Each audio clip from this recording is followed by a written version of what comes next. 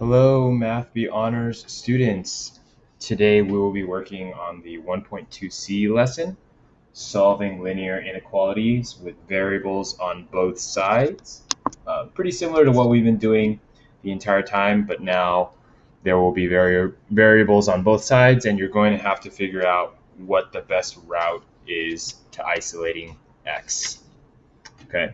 So before we begin, let's go over the three key things that you always want to have for your inequalities, right? The first number one rule that we've been talking about in class is, again, if you divide or multiply by a negative, if you do that, you must switch the inequality sign, right? Again, I feel like we've been talking about that for a while now, but it's very, very important that you do switch the inequality sign. The second rule, I would say, it's kind of like an unwritten rule, but I'm just going to say it one more time, is always keep your variable on the left, right? Keep your variable on the left. This allows you to shade correctly, and this allows you to make sure that you know how to follow the arrow when you're shading your answer. All right, always keep your variable on the left. Okay, so this lesson is pretty short. We're only going to do 2 pages for this lesson, and I've decided to do the even questions. We're going to go over some situations where maybe the answer is no solution or infinitely many solutions, but you're going to have to just use your judgment and just determine when that happens. Okay, so obviously you still want to follow the same rules as any type of equation. In this case, number 2, I'm going to distribute that negative to both the terms inside the group, and this allows me to get 3 minus x minus 1 is greater than 8x. Now, ideally, you want to keep your variable on the left, and you want to move the constant to the other side. Okay, so if you see what I have on the left side, I have a negative x. 3 minus 1 is really just plus 2.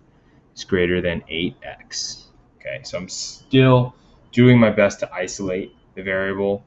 But in this case, I'm actually going to subtract 8x from both sides, and I get negative 9x plus 2 is greater than 0.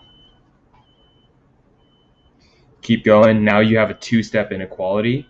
What you're going to do is subtract 2 from both sides, and you end up getting negative 9x is greater than negative 2. Okay, now I'm simply going to divide both sides by negative 9. And once I divide by a negative, this is where you have to be very, very careful and remember that you must switch the inequality sign, right? So I am getting x is less than, and this is a negative divided by a negative, so it's just 2/9. Simple. Okay, there may have been other routes you could have went with this one. Some people may actually want to multiply the entire inequality by negative 1 right away, but I'm going to leave that choice up to you. So 2/9 is in between 0 and 1, and I know that it's like somewhere right there. So I'm going to keep an open circle, and really I'm going to go over my work with this, but you shade to the left. You can even label this as 2/9 if you want.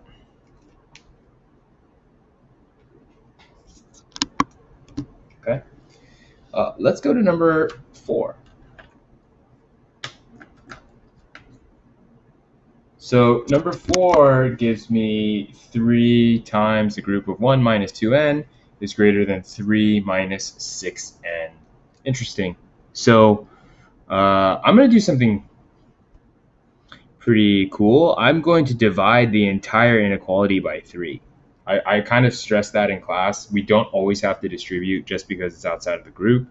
And I just want to I want to go a different route this time. So I'm going to divide the entire inequality by 3.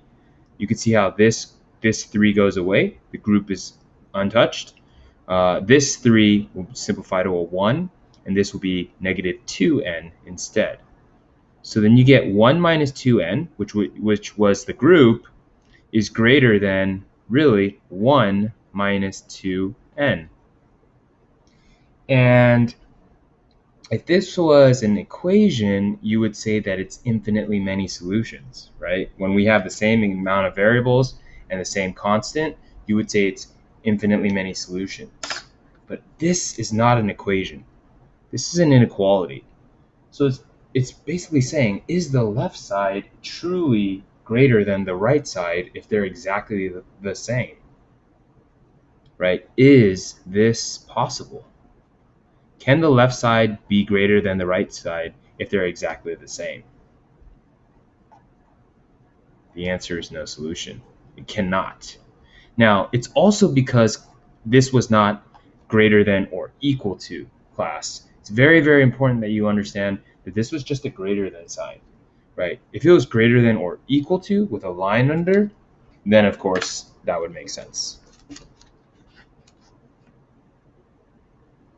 Okay, skipping down to number 6, we can see like, whoa, it looks pretty interesting. A divided by 5 minus 9 is greater than A minus 9. Typically, that doesn't really sound exactly correct. Let's see if we can investigate a little bit more. I'm going to multiply the entire thing. Well, actually, I don't even have to do that. I could do that. I was going to multiply by 5, and you know what? I'm still going to do that. It's maybe not the best route, but it's okay. So then I will get an A minus 45 is greater than 5A minus 45. You can already tell why I hesitated. I almost could have just added 9 to both sides immediately, and maybe that would be the better route, but that's okay.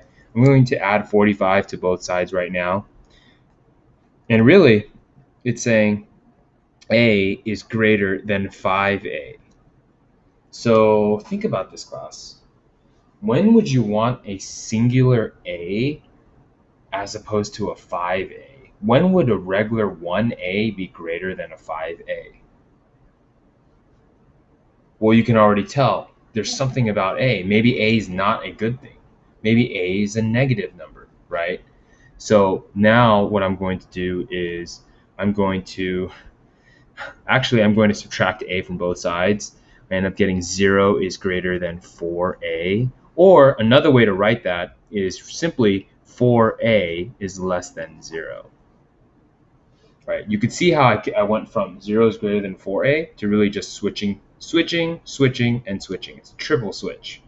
And obviously I could divide by 4, and you know that A has to be a negative number. It has to be 0, less than 0.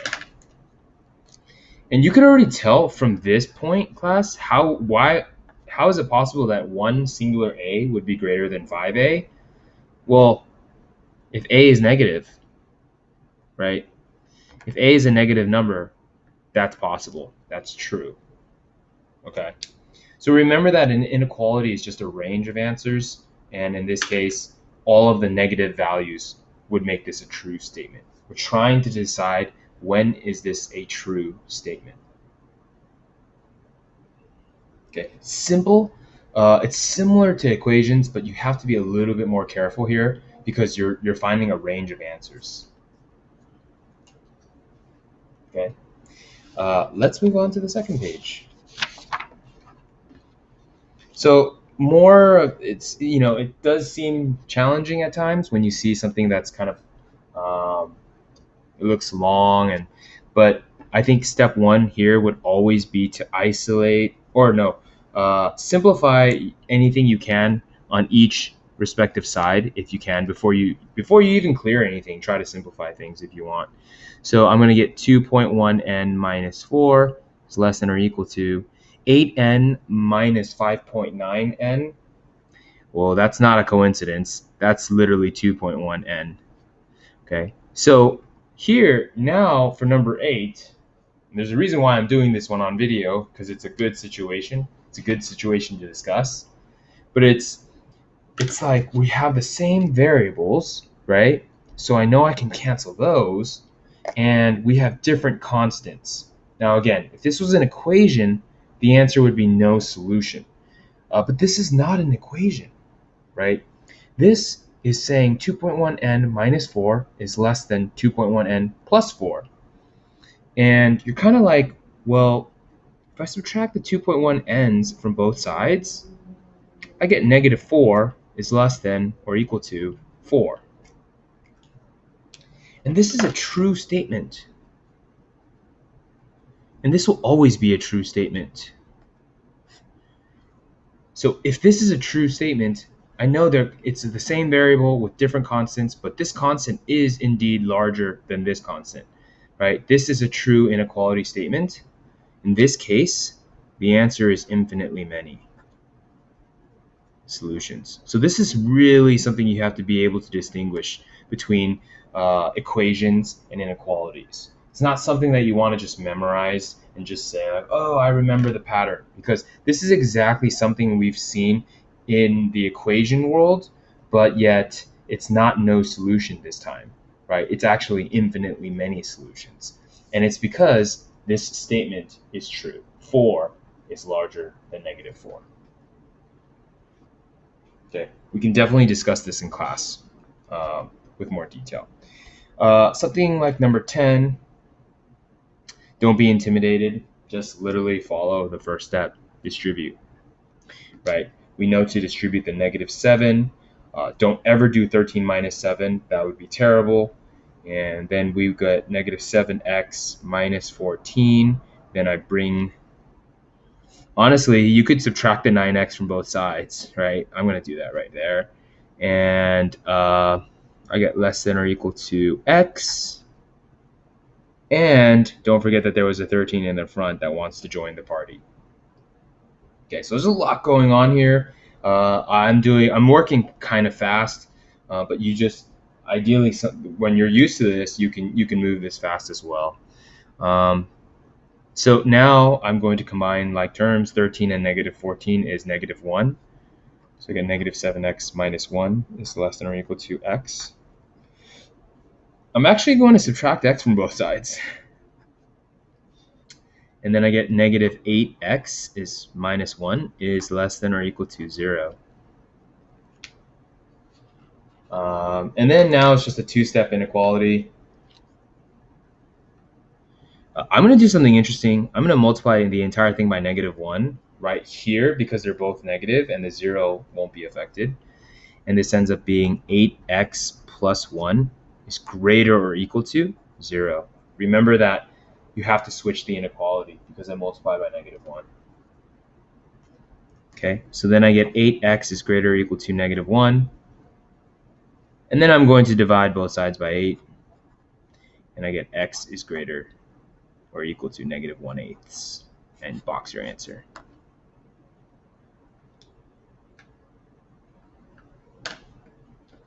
Okay.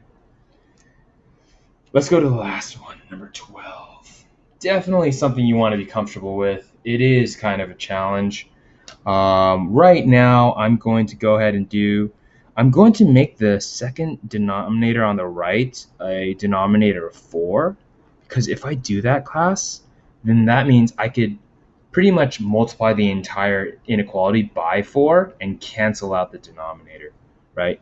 So I'm going to write 2x minus 1 is over 4 is greater or equal to, I have to distribute here, and I'm going to get 8 minus 10x over 4.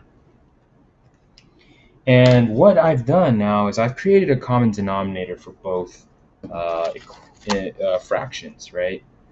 And basically, you can kind of ignore them at this point, right? Because I could just multiply the entire inequality by 4, and it will just eliminate the denominator.